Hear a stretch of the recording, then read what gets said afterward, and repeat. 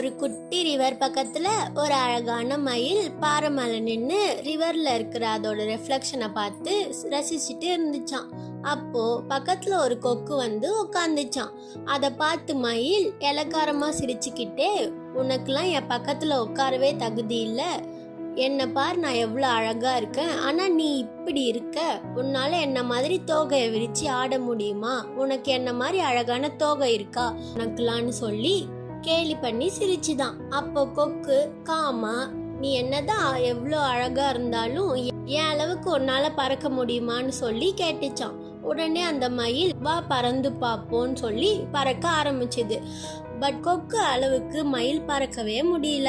எவ்வளோ முயற்சி செஞ்சும் சுத்தமா முடியல. மயில் அதோட தோல்விய ஒத்துக்கிட்டு அமைதியா போய் உட்காந்துடுச்சு.